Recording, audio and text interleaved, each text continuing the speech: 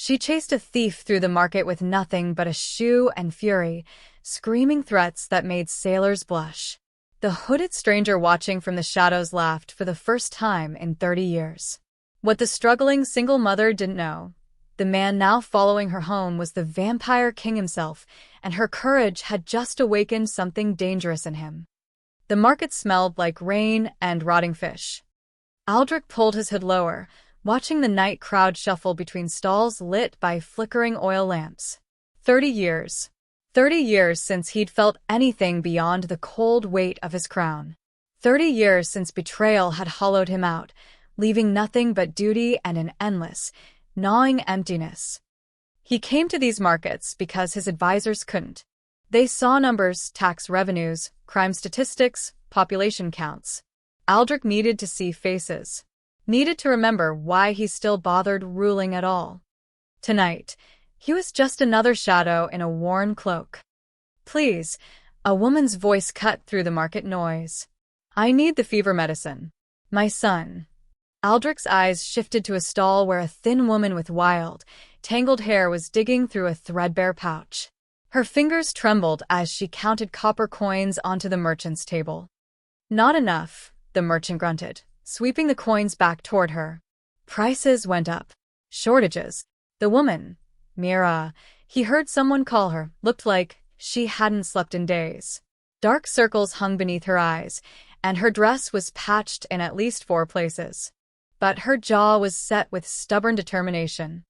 "I'll bring the rest tomorrow," she said firmly. "My boy needs this tonight. No credit. He's dying." "Then maybe you should have saved better," the merchant turned away. Aldrich felt nothing. He'd seen this scene play out 1,000 times. Poverty. Desperation. The small cruelties that kept the world spinning. He should move on.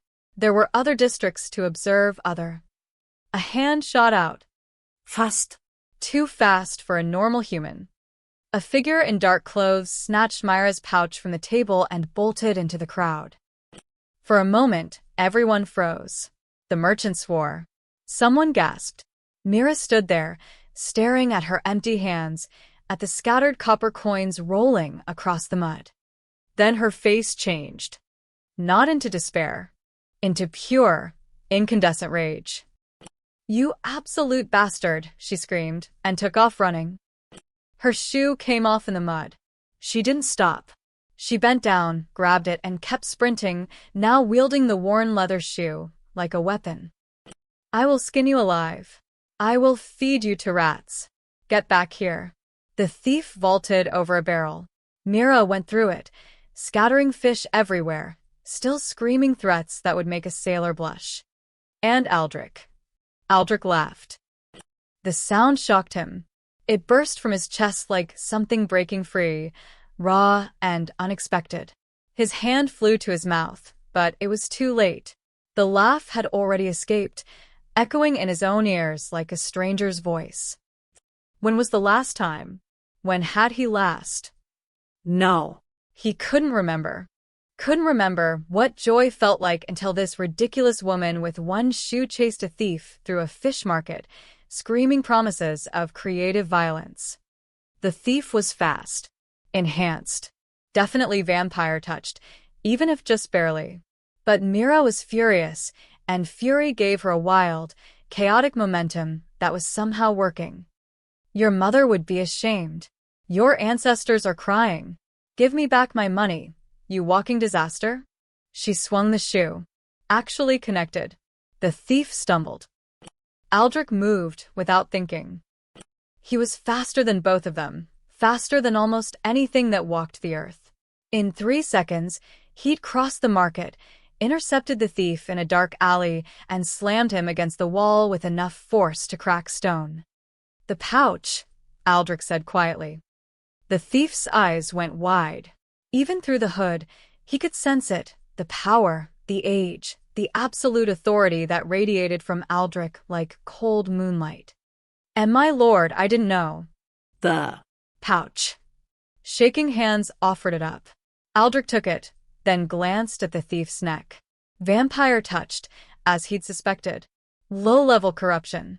The kind that made humans stronger, faster, and stupider. Who turned you? I don't. Aldrich's hand moved to the thief's throat. Not squeezing. Just resting there. A reminder. Varen's people, the thief gasped. They're offering blood deals in the lower districts. Strength for loyalty. That's all I know, I swear. Varen. Of course. Aldrich released him. Run. If I see you again, you won't get a second chance. The thief vanished into the shadows. Aldrich turned to find Mira standing at the alley entrance, breathing hard, still holding her shoe like a club. Her eyes were sharp, assessing. I had him, she said. You had a shoe. It was working. Despite himself, Aldrich's mouth twitched. Almost a smile. Almost. He held out the pouch.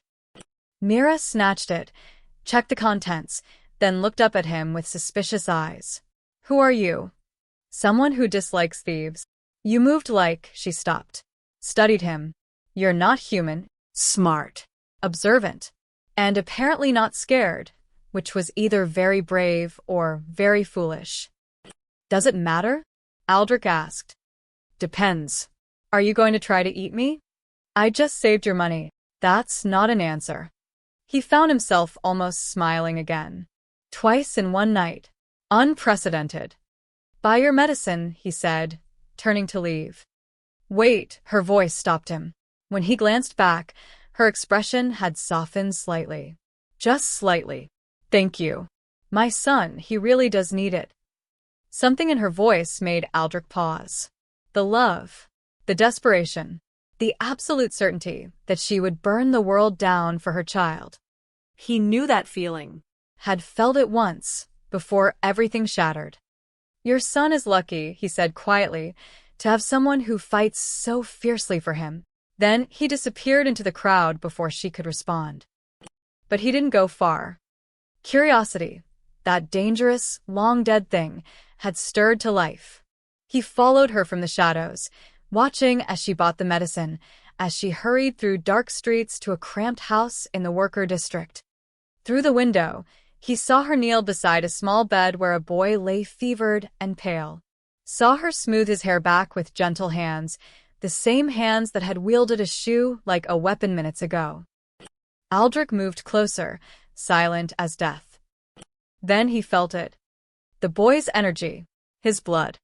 Aldrich's breath stopped. Impossible. It couldn't be. That bloodline was extinct, destroyed in the purges, lost to but there it was, dormant, hidden beneath layers of human heritage, but unmistakable. Cleansing blood. The cure to vampire corruption. The power that could restore or destroy everything Aldrich had built. In the body of a sick child. Hey! Aldrich turned. Mira stood in the doorway, holding a cast-iron pan like a sword. Stop lurking outside my house, or I'll introduce you to my second favorite shoe. Even facing down a vampire king, even exhausted and terrified, she was threatening him with footwear. Aldrich stepped back, hands raised. I meant no harm. Then why are you here? Because your son might be the most important person in the kingdom. Because everything just changed. Because I felt something tonight that I thought was dead forever. Curiosity, he said instead. Well, be curious somewhere else. But as Aldrich melted back into the shadows, he saw movement across the street. Another figure. Another watcher. Someone else knew about the boy. And suddenly, the night felt much more dangerous. Dawn crept through the narrow streets like a reluctant visitor. Aldrich hadn't left. He'd perched on a rooftop across from Myra's house, motionless as a statue, watching. Waiting. The other presence he'd sensed had vanished an hour ago, but the threat lingered in the air like smoke. Inside, through the thin walls, he could hear everything. Myra's exhausted humming, the creak of floorboards, the soft, labored breathing of the sick child. Come on, Rowan, she murmured. The medicine will work. You just need to rest. Rowan. The boy's name was Rowan. Aldrich closed his eyes, extending his senses. The cleansing blood pulsed faintly in the child's veins, a rhythm that called to something ancient in Aldrich's own corrupted bloodline. It was like standing near a flame after decades in the cold. Painful. Necessary. Terrifying. If Varen's rogues discovered this boy existed, they'd kill him within hours. The cleansing blood could purify vampire corruption, restore the old order, strip away the dark enhancements that kept vampires like Varen powerful and unaccountable. They'd built empires on corruption. A cure would destroy everything they'd gained. Aldrich had to protect the child. But how? Without revealing who he was. Without terrifying Mira? Without. The front door banged open. Mira emerged, wrapped in a shawl, carrying an empty bucket toward the communal well. Her eyes were red-rimmed but alert, scanning the street with the wariness of someone who'd learned not to trust peaceful mornings. Aldrich dropped from the roof, landing silently in the alley beside her house. He needed to examine the boy more closely. Needed to confirm what he'd sensed. Just a moment while she was gone. Are you following me? Aldrich spun. Mira stood 3 feet away, bucket raised like a weapon. How had she? I doubled back, she said flatly. Old trick. Works on creeps every time. I'm not. You saved my money last night. That bought you exactly 1 pass. This. She gestured at him lurking near her door. This is creep behavior. Aldrich straightened, keeping his hands visible. In 300 years, he negotiated with warlords, ancient vampires, and eldritch horrors. None had been as intimidating as this exhausted mother with a bucket. Your son, he said carefully. He's not just sick, is he? Her entire body went rigid. What did you say? I can sense things. His energy is unusual. Get away from my house. Listen to me. No. She stepped forward, bucket still raised. I don't know what you are or what you want, but my boy is sick. That's all. Just fever. Just. Her voice cracked slightly. Just leave us alone. But Aldrich had seen the flash of fear in her eyes. The recognition. She knew. Maybe not the details, but she knew Rowan was different. There are others, Aldrich said quietly. Others who will come looking. Who will sense what I sense. Then I'll hit them with bigger buckets. This isn't a joke. Do I look like I'm laughing? Myra's knuckles were white around the bucket handle. Every day, someone new tries to tell me my son is cursed, or blessed, or special. You know what I tell them? I tell them he's mine. That's all that matters. A window shutter opened above them. Nganga. A weak, small voice. Rowan. The boy was awake. Myra's fierce expression crumbled into immediate concern. I'm here, baby. Just talking to. She glanced at Aldrich. A very persistent beggar who's about to leave. He smells wrong, Rowan said, his voice thin but certain. Like old starlight.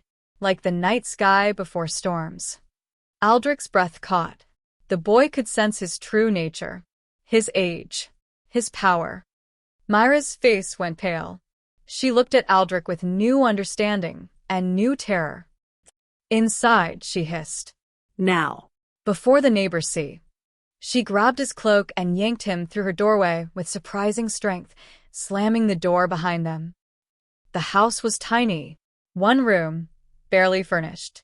Rowan lay on a narrow bed in the corner, his small face flushed with fever. But his eyes were bright and far too knowing for a child. You're old, Rowan said, staring at Aldrich. Older than the city walls. Older than, he coughed, and Mira rushed to his side. Don't talk, sweetheart. Save your strength. But Rowan kept staring at Aldrich. Are you here to take me away? Like the man said you would. Everything stopped. What man? Aldrich asked, his voice deadly soft. Myra's hand tightened on Rowan's. 3 nights ago. Someone came to the door asking about Rowan. Asking if he'd shown any unusual talents. Her eyes met Aldrich's. I said no. Elite. Then I bolted every door, and haven't slept since. Varen's scouts. They were already searching. You need to leave this house, Aldrich said. Tonight. Maybe sooner. I can't just. We have nowhere to go. Then you'll die here. Both of you. Mira flinched, but her jaw set with that familiar stubborn defiance. Who are you? Really?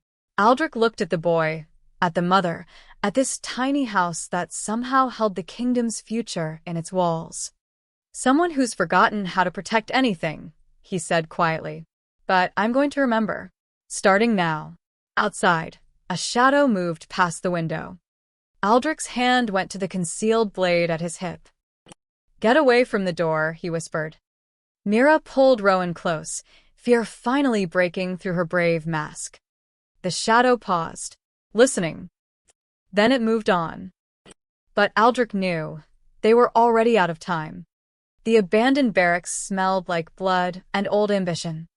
Varen stood in the center of the crumbling hall, his pale fingers drumming against the pommel of his sword. Around him, 7 vampires waited in the shadows, former nobles, exiled warriors, merchants who'd traded their souls for power. All of them corrupted, all of them desperate to stay that way. Tell me again, Varen said softly about the child. A thin vampire with nervous eyes stepped forward. The worker district, a boy named Rowan. His mother's been asking healers strange questions about blood fevers that come and go, about dreams of light, about... Get to the point, Marcus. Marcus swallowed. One of our turned humans tried to get close. Just to observe. The moment he approached the house, he felt Cleansed. like his enhancement was being burned away. He ran before it could fully take effect. Varen's drumming stopped. Cleansing blood. It has to be. Nothing else would. Impossible. A woman's voice cut through the darkness. Seraphine emerged from the shadows, her crimson dress dragging across the dusty floor. That bloodline was eliminated. The king himself oversaw the purge 30 years ago. Perhaps he missed one, Varen said. His lips curved into something too sharp to be a smile. Or perhaps someone hid one very, very well. Seraphine moved closer, her eyes glinting. If that child reaches maturity, if the blood fully awakens, every corrupt vampire in the kingdom loses their power, Varen finished. We revert. Become weak. Mortal. Eventually, he turned to face his followers. Everything we've built, every enhancement we've given to our network, every advantage we've gained gone. Stripped away by one child's blood. Silence filled the barracks. So we kill him, Marcus said. Simple. Final. Not yet, Varen held up a hand. Dead. The boy becomes a martyr. A mystery. Others will search for more cleansing blood, start asking dangerous questions. He paced, thinking. But if he simply disappears, vanishes with his mother into the night, then it's just another tragedy in the lower districts. A sick child who didn't survive. The mother won't let him go easily, Seraphine observed. We saw her chase down one of our scouts with a shoe. Despite everything, several vampires smiled. Then we take them both, Varen said. Make it look like they fled from debt collectors. Scatter their belongings. Leave evidence of travel preparations. His eyes gleamed with cold calculation. Once we have them, the boy dies cleanly. The mother can be persuaded to forget she ever had a son. Blood magic is useful that way. When? Marcus asked. 3 nights. We need to prepare carefully. The king's patrols have increased lately. He's been paranoid since the grain riots. Varen's expression darkened. We can't risk drawing his attention. About that, Marcus shifted uncomfortably. There's a complication. Varen's patience was wearing thin. Speak. Last night, one of our turned thieves tried to rob someone in the Riverside market. The target fought back, made a scene. The thief fled toward the worker district, and someone stopped him. Marcus paused. Someone fast. Someone powerful. The thief said he felt like he was standing before ancient death itself. The room went cold. Description. Varen's voice was barely a whisper. Tall. Hooded. The thief couldn't see his face, but Marcus swallowed. He was later seen outside the mother's house. Watching. Seraphine's eyes widened. The king? Don't be absurd, Varen snapped. Aldrich hasn't left his citadel in years. He's become a hermit, a ghost who rules through proxies and fear, but doubt crept into his voice. Still, if someone is protecting the child, we need to know who. I can send scouts. No. Varen cut Marcus off. Scouts are how we got noticed in the first place. We go silent. Dark. 3 nights. We move as one force. Fast and overwhelming. If there is a protector, we kill him first. He turned to address them all. Spread the word to our network. I want blood dealers pulled from the lower districts temporarily. No attention. No mistakes. And if it is the king? Seraphine asked quietly. Varen was silent for a long moment. Aldrich, the vampire king who'd ruled for 3 centuries, who'd crushed rebellions with casual brutality, who'd grown cold and distant after some ancient betrayal no one fully understood. Then we move faster, Varen finally said. Because if Aldrich remembers how to care about something again, if that child somehow broke through his ice, he met each of their eyes. Then we're not just killing a boy. We're killing the king's last chance at redemption. And he'll burn the kingdom down to stop us. All the more reason, Seraphine said softly, to make sure we succeed. Varen nodded. 3 nights. No survivors. No witnesses. He turned toward the window, where dawn was breaking over the kingdom. Somewhere in those distant streets, a sick child slept, unaware that 7 vampires had just signed his death warrant. And somewhere closer, perhaps on a rooftop, perhaps in an alley, an ancient king stood guard, remembering for the first time in 30 years what it meant to have something worth protecting. The pieces were moving. The game had begun. And neither side knew yet just how bloody it would become. The rogue scout died quietly. Aldrich lowered the body to the forest floor, watching as the corrupt blood evaporated into black mist. The vampire had been young, recently turned, probably promised power and wealth by Varen's people. Instead, he'd gotten a quick death in the woods outside Myra's district. The 3rd scout this week. They were circling closer, testing defenses, counting exits. Aldrich wiped his blade clean and headed toward the worker district. Morning sun filtered through the trees, but it didn't burn him. That was a myth. Old vampires like him had transcended such weaknesses centuries ago. He found Mira at the communal well, filling buckets while other women gossiped nearby. She looked worse than yesterday, more tired, more scared, pretending desperately to be normal. "You," she hissed when she saw him. "I thought I told you to leave. We need to talk." "We really don't. Your house is being watched. I've killed 3 scouts in 4 days." The bucket slipped from her hands, splashing water everywhere. The other women turned to stare. Mira forced a smile, picked up the bucket, and grabbed Aldrich's arm with fingers like iron. "Walk," she muttered. "Smile. Act normal." They headed toward the edge of the district, Mira waving cheerfully at neighbors while her grip threatened to cut off Aldrich's circulation. "You killed people," she whispered once they were alone. "Vampires. They weren't people anymore. And that's supposed to make me feel better? She stopped walking, realization dawning. "You're a vampire too." It wasn't a question. Aldrich nodded slowly. "Perfect. Wonderful," Mira laughed, high and slightly hysterical. "My son is dying. Vampires want him dead, and my only help is another vampire who kills people in the woods. This is fine. Everything is fine. I'm not like them. That's what they all say. I'm trying to protect you." Why? Mira spun to face him, eyes blazing. "Why would you care? You don't know us. Rowan's just some sick kid from the slums. Why risk yourself?" "Because he made me laugh. Because you reminded me what courage looks like. Because your son carries a power that could save or destroy everything, and I haven't cared about anything in 30 years until now." "Because it's the right thing to do," Aldrich said instead. Mira studied him for a long moment. "You're a terrible liar." "I'm actually an excellent liar. I've had centuries of practice." "Centuries." She pressed her hands to her face. "Of course you're ancient. Why wouldn't you be ancient?" A branch snapped behind them. Aldrich moved without thinking, pushing Mira behind him as a figure emerged from the trees. Another scout, this one faster, better trained. His eyes locked onto Mira with predatory focus. The mother, the scout said, smiling. Varen wants you alive, but he didn't say undamaged. He lunged. Aldrich intercepted him mid-leap, and they crashed through the underbrush in a tangle of fangs and blades.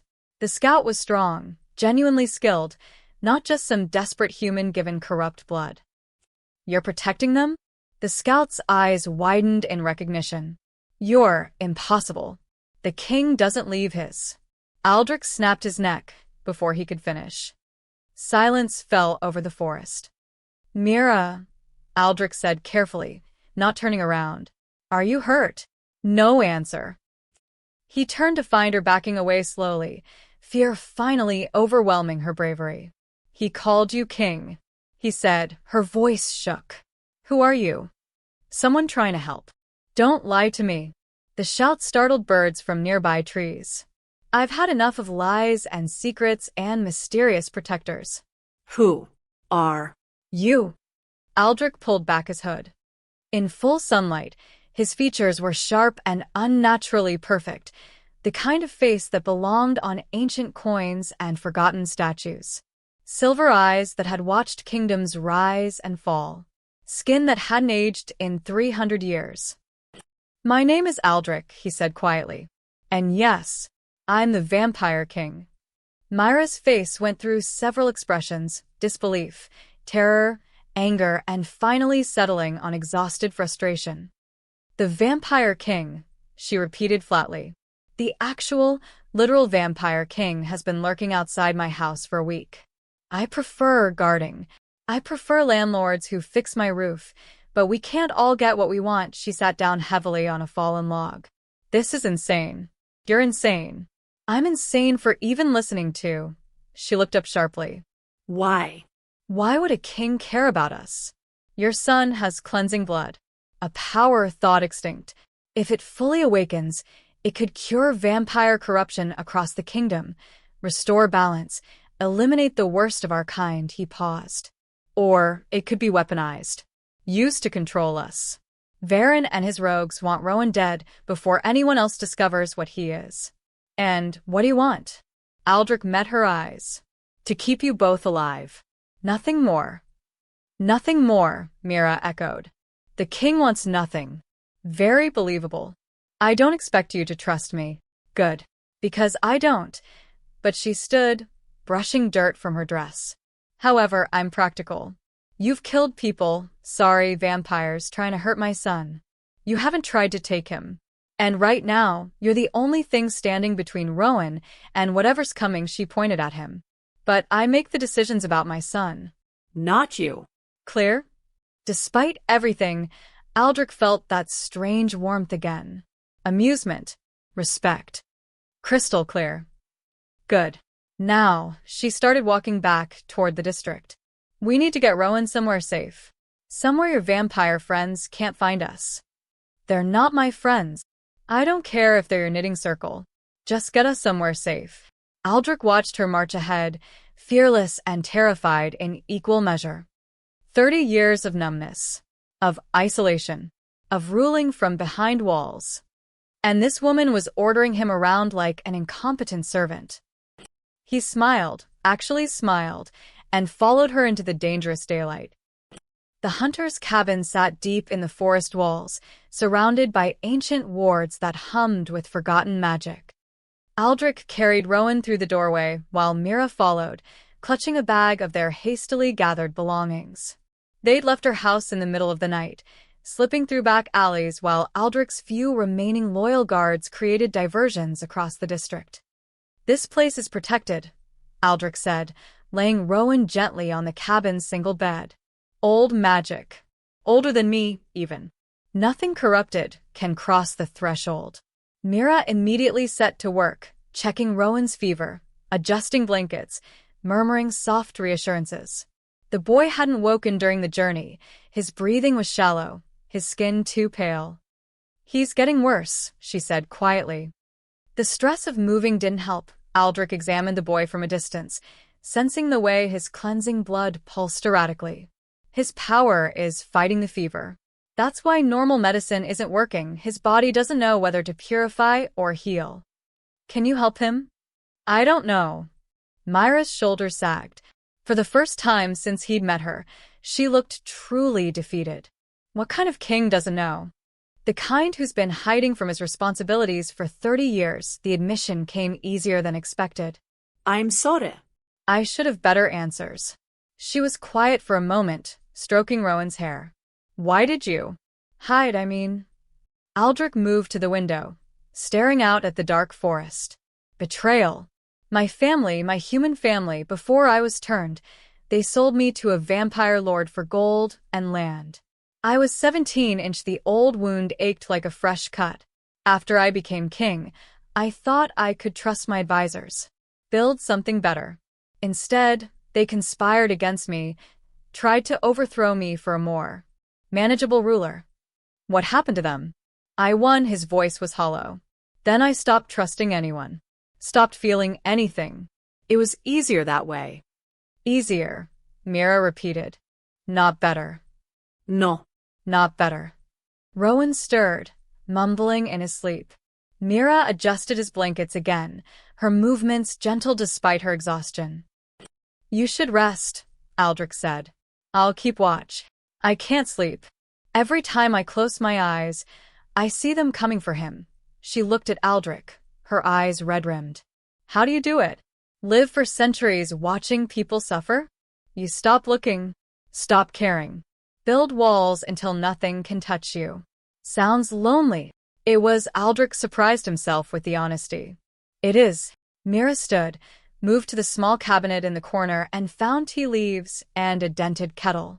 She set water to boil over the cabin's fireplace, her movements automatic, practiced. My husband died 3 years ago, she said softly. Rowan was just a baby. Everyone told me to remarry, said I couldn't raise a child alone. She laughed bitterly. They were probably right. I work 3 jobs and we're still starving. But he's mine. I chose to keep fighting for him. He's lucky. He's dying. Her voice cracked. And I can't fix it. Can't even afford proper medicine without chasing thieves through fish markets. The kettle whistled. She poured 2 cups of tea with shaking hands. Here. She thrust one at Aldrich. You look exhausted. He stared at the cup. I don't need. Just take it. Please. Something in her voice made him accept. The tea was bitter, cheap, probably older than Rowan. But it was warm. And it was offered without fear, without calculation. Just kindness. Thank you, Aldrich said quietly.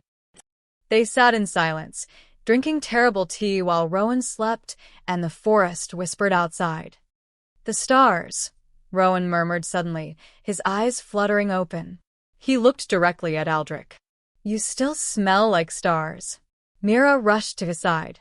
Baby, you're awake. How do you feel? Tired. Rowan's gaze didn't leave Aldrich. But safer. The Starman keeps the shadows away. That's one way to describe me, Aldrich said, something warm and unfamiliar stirring in his chest. Are you going to protect us? Rowan asked with the blunt honesty of children. Yes. Promise. Aldrich met the boy's eyes, so innocent, so trusting despite everything. I promise. Okay, Rowan smiled slightly. Mama says promises are important. You can't break them. I won't. Satisfied, Rowan closed his eyes again, drifting back to sleep. Mira watched Aldrich carefully. He's never wrong about people. Says he can feel their colors, their intentions. She touched Rowan's forehead. He said you're silver and blue. Sad colors, but safe ones. I don't feel particularly safe. Neither do I. She met his gaze. But we're both here anyway, aren't we? Fighting for something. For someone. For him. Mira looked at her sleeping son. Whatever happens, if they come, if we have to run again, thank you. For trying. For caring when you didn't have to. Aldrich wanted to say something meaningful, something that captured the strange tightness in his chest, the way this broken little family had somehow cracked through 30 years of ice. Instead, he said, get some rest. Dawn is still hours away. Mira nodded, curling up beside Rowan on the narrow bed. Aldrich took his position by the window, teacup still warm in his hands, and watched the forest for shadows. For the first time in decades, he wasn't alone in his vigil. And for the first time in decades, the silence didn't feel quite so heavy. Outside, the wind shifted. Something was coming. They came with the first light. Aldrich sensed them before he saw them, 7 distinct presences moving through the forest, like wolves closing on wounded prey. He'd been expecting an attack, but not this soon. Not this organized. Mira, his voice was urgent but quiet. Wake up. Now. She was alert instantly, mother's instinct overriding exhaustion. What? They're here. 7, maybe more. We need to move. Rowan can't, he's too weak too. Then I'll carry him. Aldrich was already at the bed, gathering the boy into his arms. Rowan stirred but didn't wake. There's a path behind the cabin. Follow it north until you reach the cliffs. There's a village. I'm not leaving you to fight alone. Mira, this isn't. Not. Leaving, she grabbed a heavy iron poker from the fireplace. Now where are they? Aldrich wanted to argue. Wanted to order her to run, to hide, to do anything except stand beside him with nothing but a poker and stubborn courage. But the wards were already breaking. The cabin door exploded inward. Varen entered first, flanked by Seraphine and Marcus. For others spread out behind them, cutting off escape routes. They moved with predatory grace, their corrupted blood making them faster, stronger than they had any right to be. Well, Varen said, his eyes settling on Aldrich. The rumors were true. The king himself, playing protector, his gaze shifted to Rowan. Hand over the child, Aldrich. This doesn't concern you. Everything in my kingdom concerns me. Your kingdom? Varen laughed. You abandoned it 30 years ago. You hide in your citadel while we do the actual work of ruling, managing trade, controlling crime, keeping order. You mean spreading corruption, building power.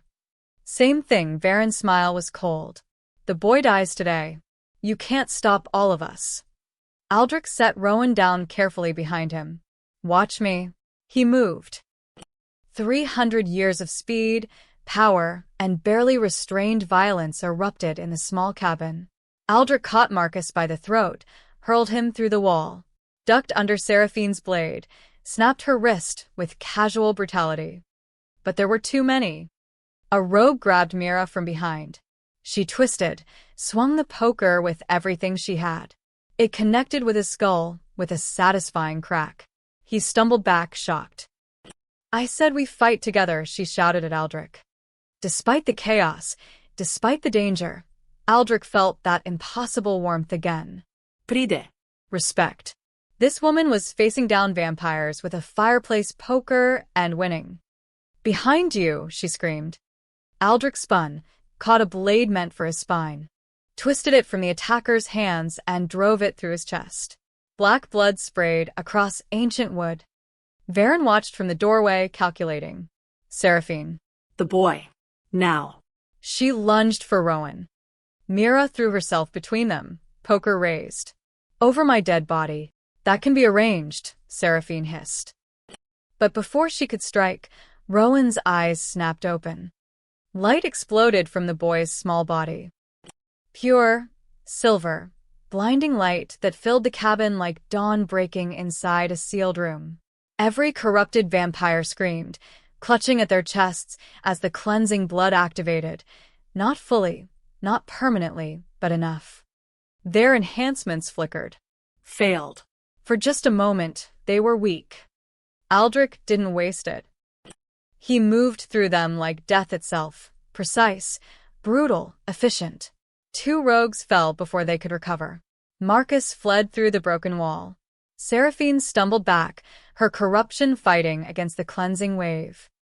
But Aldrich felt it too. The purifying light touched his own ancient blood, and for a heartbeat, he felt mortal, vulnerable. The weight of 300 years pressed down on him like a physical thing. Then Rowan collapsed and the light died. Varen stood at the doorway, face twisted with rage and something like fear. This changes nothing. We'll come again. And again. Until… No, Aldrich's voice was quiet, but it carried the weight of absolute authority. You'll run.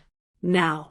And you'll tell every rogue, every corrupt vampire in my kingdom, that the king has remembered who he is. His eyes blazed silver.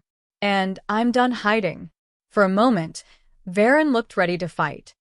Then he saw Aldrich's expression, saw 3 centuries of suppressed rage finally given focus, and ran. Seraphine and the remaining rogues fled after him, disappearing into the forest like shadows before flame. Silence fell. Aldrich stood in the wreckage of the cabin, breathing hard. The brief mortality Rowan's power had triggered was fading, his full strength returning. But the memory of vulnerability remained. Mira was already at Rowan's side, checking his pulse. He's breathing. Unconscious, but breathing. His power activated. Saved us. Aldrich moved to examine the boy. But it took everything he had. Will he? He'll survive. But we can't stay here. Aldrich looked at the broken door, at the forest beyond. They'll regroup. Bring more. We need to reach the mountain pass before. Before what? Mira demanded. Before they kill us? Before my son tears himself apart trying to protect us. Her voice broke. How much more can he take? I don't know, Aldrich admitted. But staying here means certain death. Moving gives us a chance. Mira looked at her unconscious son, at the vampire king standing in the ruins, at the impossible situation they'd been thrown into. Then we move, she said quietly. But after this, after we're safe, you're going to tell me everything. No more secrets. No more half-truths. Agreed. She picked up her fallen poker, gripping it like a lifeline. And I'm keeping this. It's been more useful than I expected. Despite everything, the attack, the danger, the uncertainty, Aldrich smiled. I wouldn't have it any other way.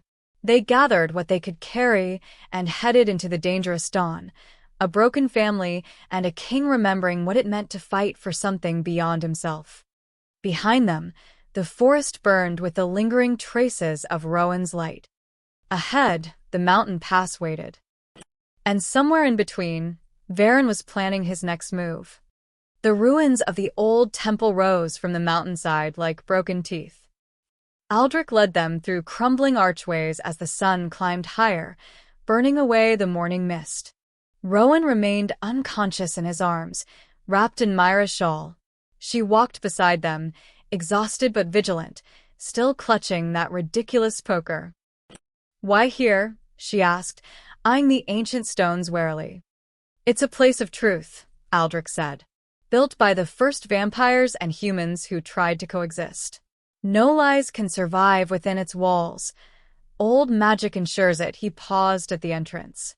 I thought you deserved honesty. I deserved honesty a week ago.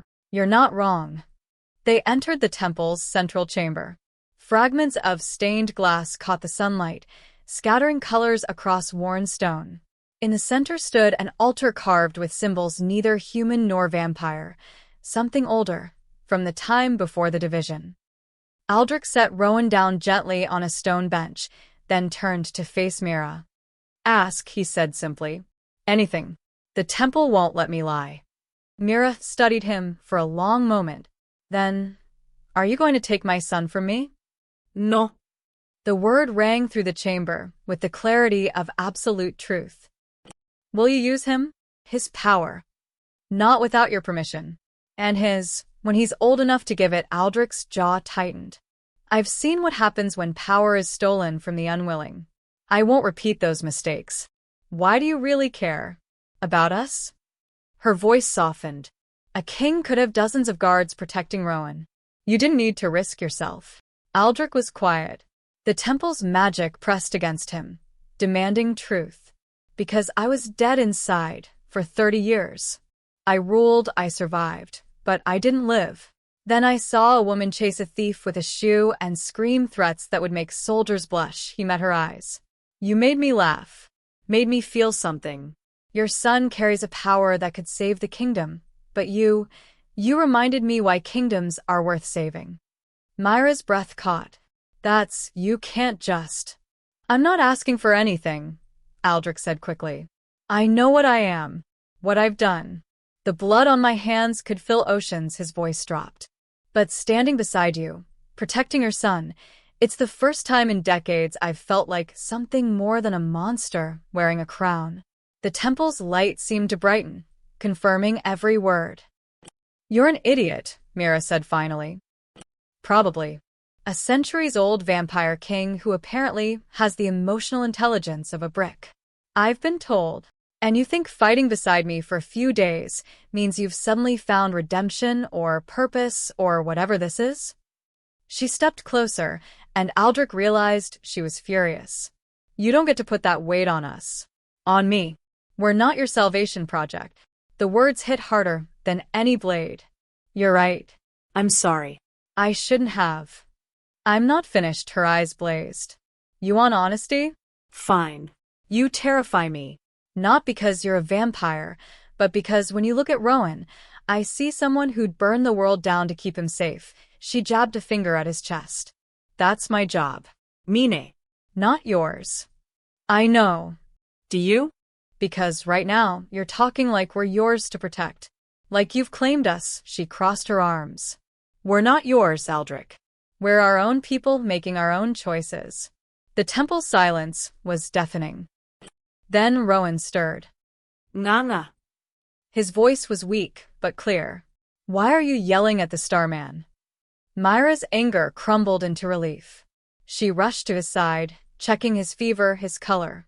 How do you feel, baby? Tired. But. Lighter? Rowan looked at Aldrich with those two knowing eyes. The bad blood tried to hurt you. So, I made it go away. You saved us, Aldrich said gently. I know.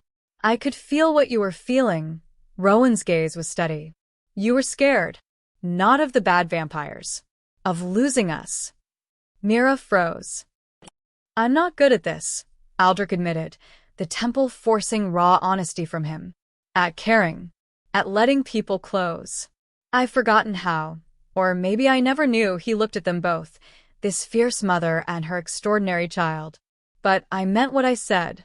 Every word. You're not my salvation. You're just the first people in 30 years I've wanted to know. To protect. Not because I have to, but because I choose to. Rowan smiled slightly. Mama says choices matter most. They do, Mira said quietly. She studied Aldrich's face, and something in her expression shifted. Not trust, not yet, but understanding. What happens now? Varen won't stop. More will come. Then we go where they can't follow. Aldrich straightened, decision crystallizing. The Royal Citadel. Under my direct protection, publicly announced. No rogue would dare attack there. You'd reveal us? Make Rowan a target. He's already a target. But in the Citadel, he'd be a target with walls, guards, and a king's oath standing between him and danger. Aldrich paused. It's not perfect, but it's the best chance. And after? When he's older. When this power fully awakens. That's his choice. And yours, Aldrich met her eyes. I'm offering protection. A place to heal, to grow strong, to make your own decisions. Nothing more. Nothing more, Mira repeated. She looked at Rowan, then back at Aldrich. I want to say in every decision that affects my son. Not as a subject, but as a partner in this insanity. Done. And if I don't like how things are run in your Citadel, I'm going to tell you. I'd expect nothing less. She held out her hand. Then we have a deal, Your Majesty. Aldrich took her hand. Her grip was firm, calloused, real. Call me Aldrich, he said. Please. For the first time, Mira smiled at him. A real smile, not born of anger or fear, but something warmer. Okay, Aldrich. Let's go save my son. The Royal Citadel rose against the evening sky like a crown of silver and stone. Aldrich led them through the main gates as shocked guards stumbled to attention. Whispers erupted as courtiers glimpsed their reclusive king walking openly through the halls, and not alone. A common woman and a child flanked him, the woman still clutching a fireplace poker like a royal scepter. "This is insane," Mira muttered, staring at the vaulted ceilings and elaborate tapestries. "Your home looks like a museum." "It feels like a tomb," Aldrich said quietly. "Has for years." He brought them to the East Wing, rooms that hadn't been used in decades, now hastily prepared by bewildered servants. A proper bed for Rowan, soft carpets, windows that overlooked gardens instead of muddy alleys. Rowan's eyes went wide. "Is this Ours. for as long as you need it?" Aldrich said. A healer arrived, an ancient vampire woman named Celeste who'd served the crown for 2 centuries. She examined Rowan with gentle efficiency while Mira hovered protectively.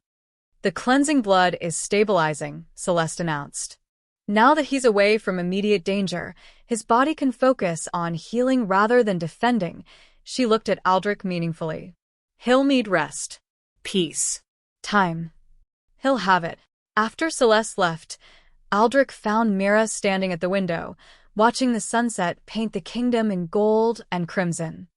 "I need to make an announcement," he said. "Declare you both under royal protection. It has to be public, formal, so Varen and his rogues understand the consequences of attacking you." "Will it work?" "It will make them think twice." Maybe 3 times he moved to stand beside her. "But there's something you should know. Once I do this, you'll be visible. Known. Connected to the crown. Your old life was barely a life," Mira finished. 3 jobs, constant fear, watching my son suffer." She turned to face him. "I'm not naive. I know this comes with its own dangers. But at least here, Rowan has a chance." "And you? What do you want?" The question seemed to surprise her. "No one's asked me that in years. I'm asking now." Mira was quiet for a moment, considering. "I want Rowan to grow up safe. To choose his own path, not have it forced on him by prophecy or blood or politics." She met Aldrich's gaze. "And I want to stop being so tired. To sleep without wondering if someone's coming through the door. To just breathe. Then breathe," Aldrich said softly. "You're safe here, are you?" The question hung between them. "Safe, I mean. You've been hiding from the world for 30 years. Now you're about to announce you care about something again. That makes you vulnerable." "I know. And you're doing it anyway." "Yes," Aldrich smiled slightly. "Turns out vulnerability isn't as terrifying as I remembered, especially when the alternative is going back to being numb." Behind them, Rowan called out, Mama. "There's a bath. With hot water." Mira laughed, actually laughed, the sound bright and genuine. He's going to flood the entire room if I don't supervise." Go. "I'll handle the announcement." She paused at the doorway. "Aldrich, thank you for everything." "You don't have to thank me." "Yes, I do. You could have ignored us. Stayed in your comfortable isolation." Her expression softened. "But you didn't. You chose to care. That matters." After she left, Aldrich stood alone in the fading light, her words echoing in the empty chamber. He chose to care. Such simple words. Such impossible weight. An hour later, Aldrich stood on the grand balcony, overlooking the Citadel's main courtyard. Every noble, every guard, every servant who could be gathered stood below. News had spread quickly. The king was making his first public appearance in 5 years. "I have been absent," Aldrich began, his voice carrying across the silent crowd. "Not in body, but in spirit. I ruled from shadows, from distance, believing isolation made me strong." He paused. "I was wrong." Gasps rippled through the assembly. "Tonight, I declare 2 citizens under my direct protection, Mira of the Worker District and her son Rowan. Any who threaten them threaten the crown itself. Any who harm them will face me personally." His eyes blazed silver. "This is not a request. This is law." The courtyard erupted in whispers. Aldrich let them talk, let the news spread. Somewhere in the kingdom, Varen would hear, would understand, would think very carefully about his next move. As Aldrich turned to leave, he found Mira standing in the balcony doorway, Rowan beside her. The boy looked healthier already, color in his cheeks, brightness in his eyes. "That was dramatic," Mira said. "I'm a king. Drama is expected. You know half your court thinks you've lost your mind. Only half. I must be slipping."